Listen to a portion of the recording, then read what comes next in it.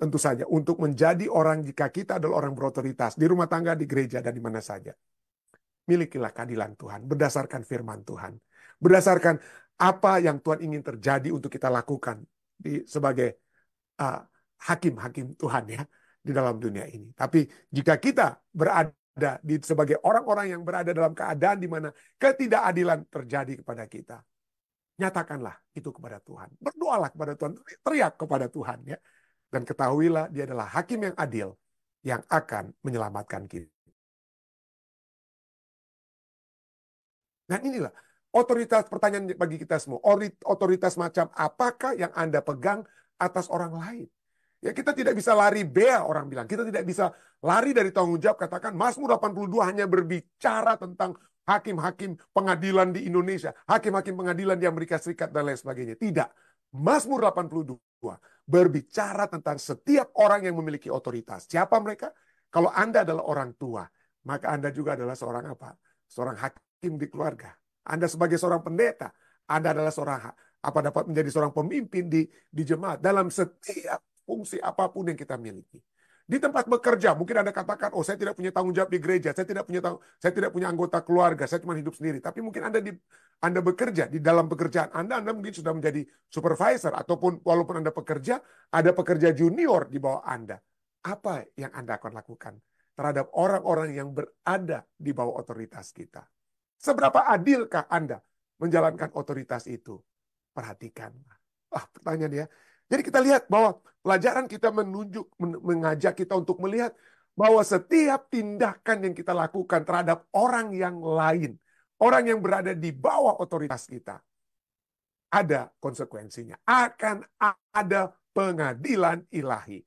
Mazmur 82 ayat 1 katakan, Mazmur Asaf, Allah berdiri dalam sidang ilahi. Di antara para Allah ia menghakimi. Akan ada, pasti ada pengadilan ilahi. Ya. 1 Raja-Raja 12 ayat 12 ya, di mana saja ya. Mika katakan apa ya? Sebab itu dengarkanlah firman Tuhan, aku telah melihat Tuhan sedang duduk di atas takhtanya dan segenap tentara sorga berdiri di dekatnya, di sebelah kanannya dan di sebelah kirinya. Dalam kitab Daniel kita sudah membaca bagaimana Daniel melihat takhta dibuka ya. Lalu kemudian anak Allah menghadap kepada yang kepada Allah dengan kata lainnya Allah Bapa ya, dan kita melihat ada pengadilan, buku-buku dibuka dalam kitab Daniel bicara. Jadi akan ada pengadilan ilahi. Dan itu dalam kitab Wahyu 4 ayat 2 dan 4 katakan apa? Segera aku, Yohanes kekasih dari di Pulau Patmos katakan, segera aku dikuasai oleh Roh Allah dan lihatlah sebuah takhta terdiri di sorga dan di takhta itu duduk seorang. Dan di sekeliling takhta itu ada 24 takhta. Dan di atas takhta-takhta itu duduk 24 tua-tua yang memakai pakaian putih dan mahkota emas di kepala mereka.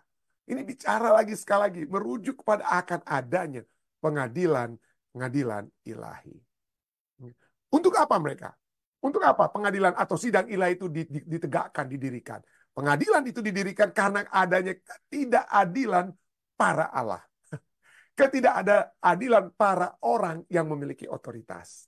Ya. Allah berdiri dalam sidang ilahi di antara para Allah, ia menghakimi. Berapa lama lagi kamu menghakimi dengan lalim dan memihak kepada orang fasik? Ya. Berapa lama lagi kamu menghakimi dengan lalim? Ya. 2 tuduhan serius terhadap para Allah telah dinyatakan di sini. Tuduhan serius. Yang pertama adalah bahwa mereka tidak memenuhi tanggung jawab mereka dalam memelihara keadilan sosial. Melainkan mereka melindungi orang-orang jahat dan menghukum orang yang tidak bersalah. Ya, mafia pengadilan ya. Dan bukan apa itu sekali lagi kita pikir jangan kita lari bea. Jangan kita lari bea, kita katakan itu hanya untuk pengadilan duniawi pendeta atau pengadilan di Indonesia. Nah, kita yang memiliki otoritas sebagai orang tua, oke? Sebagai orang tua, adakah kita melihat keadilan sosial di rumah tangga kita? Adakah kita melihat keadilan sosial di jemaat kita? Adakah kita hanya memperhatikan satu anak lebih daripada anak lainnya? Satu anggota lebih daripada anggota lainnya. Hanya karena dia lebih kaya mungkin ya. Hanya karena dia lebih memiliki kekuatan ya, kekuatan keuangan dan lain sebagainya. Maka kita lebih apa ya? Kita sayang-sayang. Sedangkan kalau anggota biasa begitu ada masalah, langsung kita hajar. Hati-hati ya. Para Allah yang memiliki otoritas. Adakah kita memelihara ya keadilan sosial, melindungi orang yang jahat dan menghukum orang yang tidak bersalah? Hati-hati. Yang kedua, mereka dituduh buta. Ya, mereka dituduh buta yaitu tidak mempunyai pengetahuan dan hikmat untuk membedakan mana yang benar dan mana yang salah. Jadi para Allah ini tidak dapat menuntun dengan baik, dengan benar, dan yang mereka lakukan itu goyang oleh sebab mereka tidak memiliki standar yang teguh. Standar mereka yang menyebabkan kegoyangan adalah karena mereka hanya memikirkan pemikiran mereka sendiri, memikirkan keuntungan mereka sendiri. Seringkali ini yang terjadi, ketidakadilan terjadi karena kita tidak memiliki standar. Standar itu adalah diri kita sendiri. Oh, kalau saya pikir nih orang ini saya senang, orang ini saya baik dengan dia. Oke, saya akan apa? Saya akan lepaskan dia dari keadilan ya. Dari keadilan yang seharusnya menjadi bagian dia. Saya lepaskan dia dari penghukuman. Kenapa? Karena saya memiliki standar diri saya, bukan standar yang kokoh. Ya. Hukum moral Tuhan itu bukan. Yang menjadi Allah bagi saya diri saya itu adalah diri saya sendiri. Saya adalah Allah itu sendiri. Saya yang menentukan. Saya menentukan mana yang baik, saya menentukan mana yang tidak baik. Dan ini menjadi fokus daripada Mazmur 82. Kalau kita lihat Mazmur 82 itu strukturnya itu ya itu struktur itu kalau kita lihat ada 8 ayat ini kalau dibagi-bagi itu seperti ada satu mirror ya, satu kaca yang ada samaan. Jadi A dengan A, bayangan ada A, ada bayangan A-nya, B ada bayangannya. Cuman yang C ini tidak ada bayangannya karena ini adalah inti daripada Mazmur 82. Jadi inti Mazmur 82 itu adalah ayat 5. Ayat 5. Ayat 1 bicara Allah bangkit menghakimi para Allah dalam sidang ilahi. Lalu ayat 8 itu temanya hampir sama dengan ayat 1. Ayat 8 kata Tuhan diminta untuk bangkit dan menghakimi bumi dalam sidang ilahi. Bangkitlah Tuhan, hakimilah bumi. Ya, itu ayat 8. Tapi itu adalah cermin dari ayat 1, ayat 8. Nah, ayat 2 dan 4 itu juga adalah cermin dari ayat 6 dan 7. Ayat 2 dan 4 bicara bahwa para Allah dihakimi oleh sebab ketidakadilan mereka. Ya. Lalu bagaimana dia dihakiminya itu? Ayat 6 dan 7 katakan para Allah dihadapkan pada mortalitas. Bahwa mereka itu tidak akan selama-lamanya hidup. Mereka itu akan mati suatu saat. Mereka tidak selama-lamanya akan berkuasa. Ya. Ada kematian yang dapat menjadi bagian mereka. Jadi dihakimi oleh sebab ketidakadilan mereka. Mereka dihadapkan kepada mortalitas mereka. Upah dosa adalah maut. Kamu tidak melakukan kehendak Tuhan, hukum moral Tuhan, maka kamu akan menerima kematian. Itulah bagian B dan cerminnya itu B apostrofi itu. Nah, yang menjadi inti daripada Mazmur 82 adalah ayat kelima. Masalah dan kekacauan yang dihasilkan oleh para Allah tersebut. Orang-orang yang berotoritas tersebut, itu yang menjadi masalah. Ya. Inilah yang menjadi masalah, kekacauan, chaos. Ya. Oleh sebab tidak adanya standar.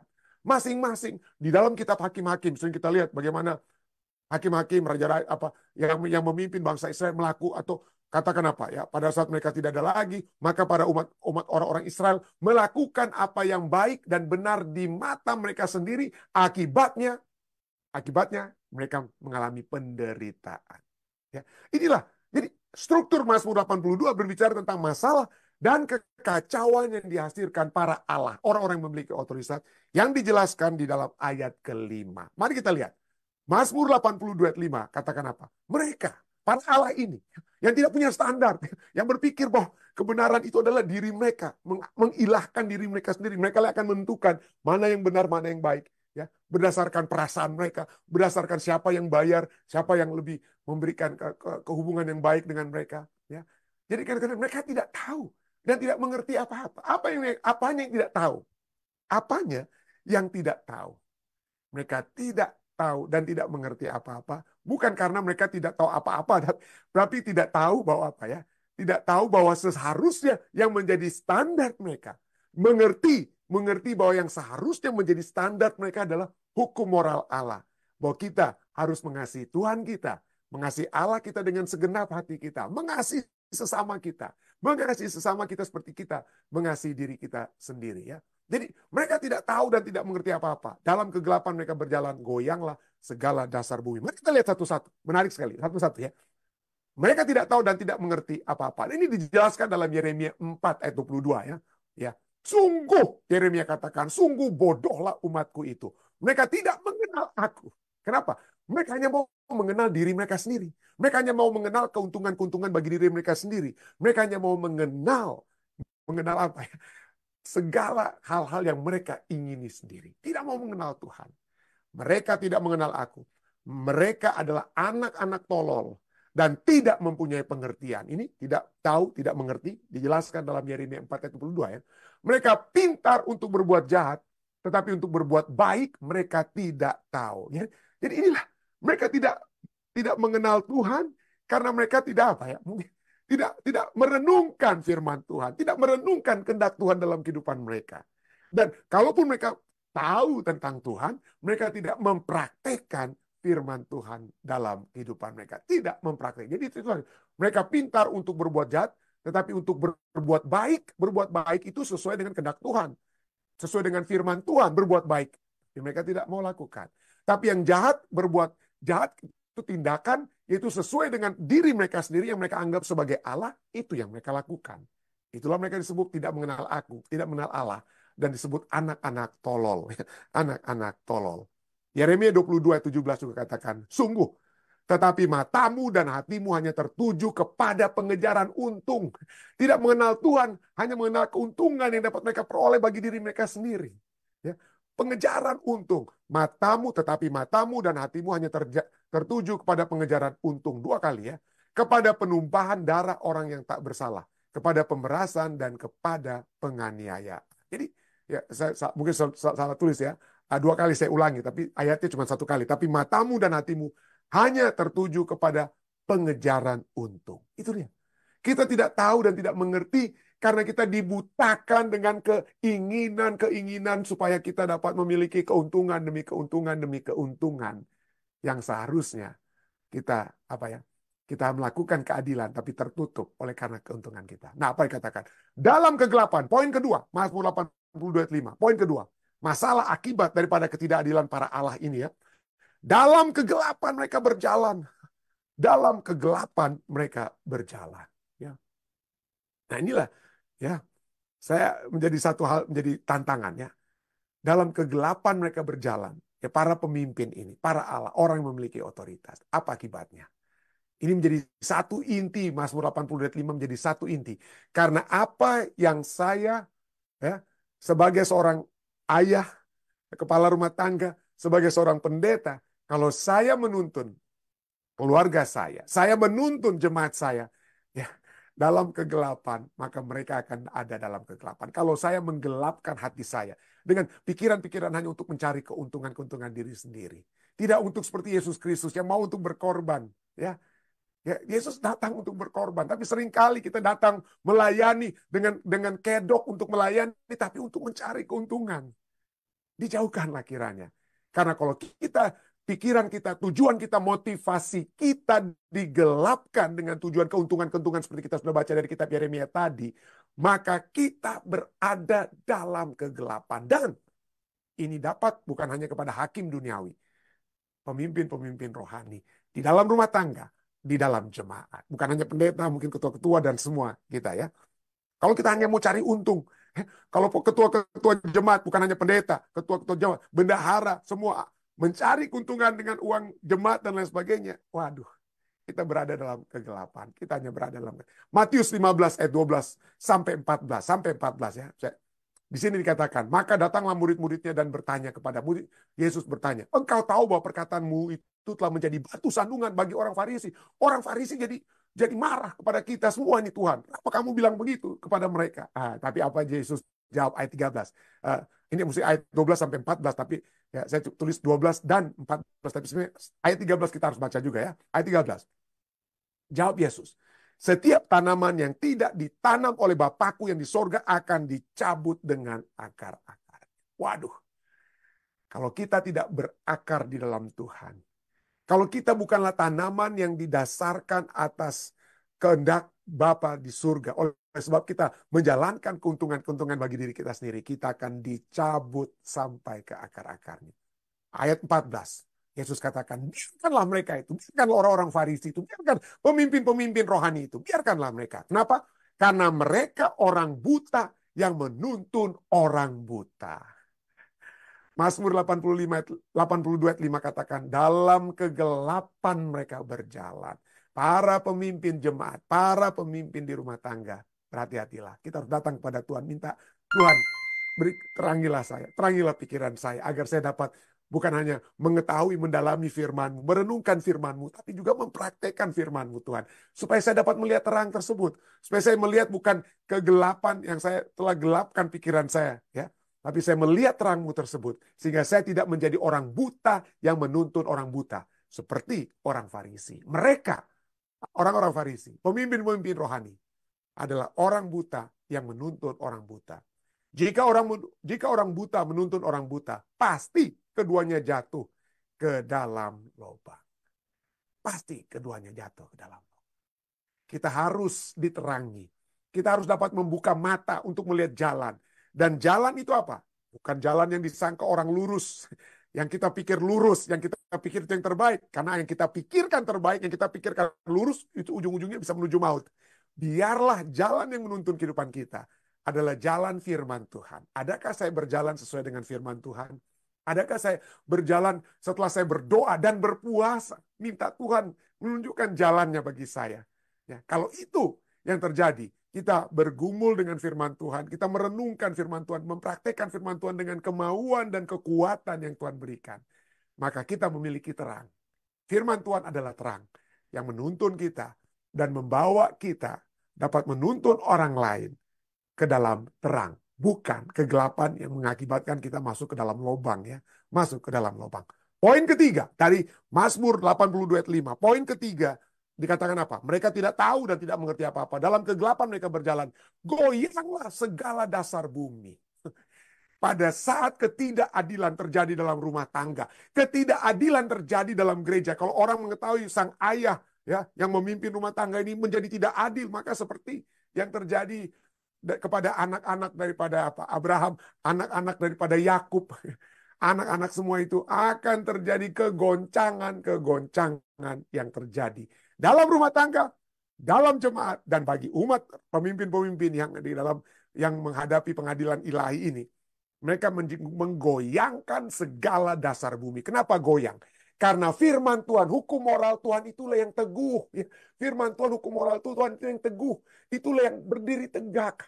Tapi pada saat kita berdasarkan pemikiran kita, berdasarkan keuntungan-keuntungan pribadi yang kita mau miliki, maka itu goyang. Ya.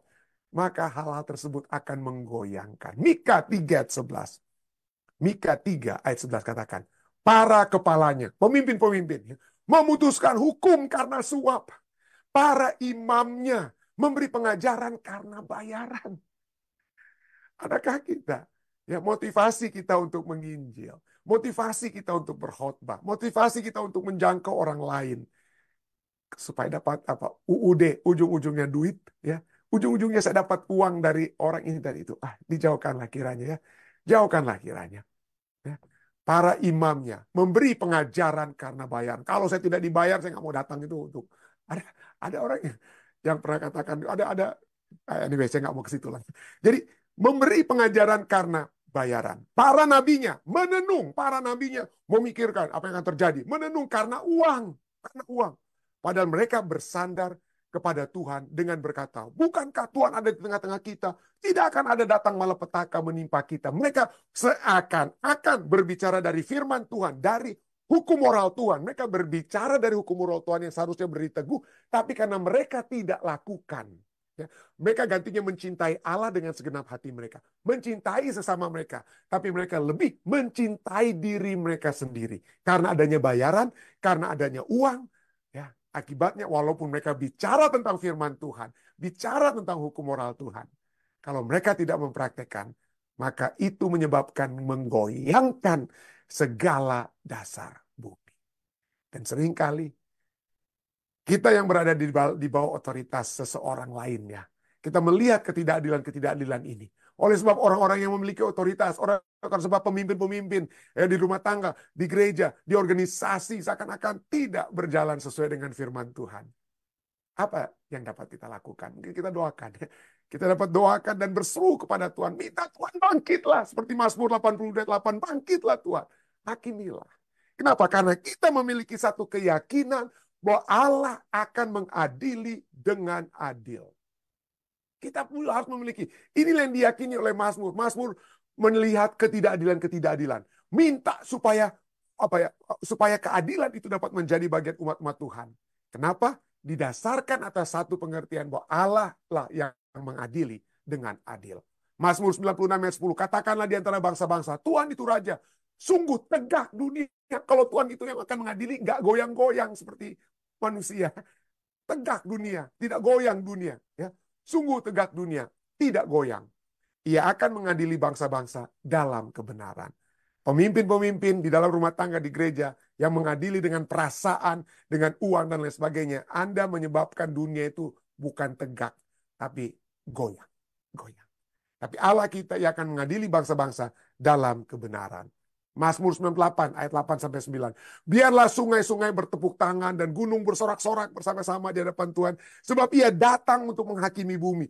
Ia akan menghakimi dunia dengan keadilan dan bangsa-bangsa dengan kebenaran. Allah kita adalah Allah yang adil. Kita sering katakan Allah adalah kasih adanya, tapi mungkin harus kita juga tambahkan Allah adalah kasih dan adil adanya. Allah yang adalah adil adanya. Mazmur 146 ayat 7 sampai 9 katakan bahwa Tuhan menegakkan keadilan. Keadilan Tuhan itu tidak goyang ya. Manusia yang memberikan keadilan seringkali goyang. Goyang mana? Oh, mana yang kasih uang, mana yang memiliki kuasa. Ya, itu yang saya akan pegang di jemaat. Itulah yang saya akan dekat-dekati di jemaat. Tidak. Allah menegakkan keadilan untuk apa? Semua tegak. Ya.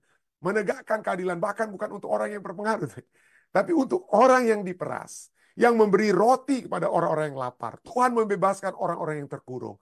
Tuhan menegakkan orang yang tertunduk. Tuhan menjaga orang-orang asing, anak yatim dan janda. Ditegakkannya kembali. Ditegakkannya kembali. Dalam Yesaya 11 ayat 3 sampai 5 katakan, ia tidak akan menghakimi dengan sekilas pandang. Lihat dulu, bajunya bagus nggak? Mobilnya, gimana tuh mobilnya ini? Dia tidak melihat dengan sekilas pandang saja atau menjatuhkan keputusan menurut kata orang. Ya, menurut kata orang.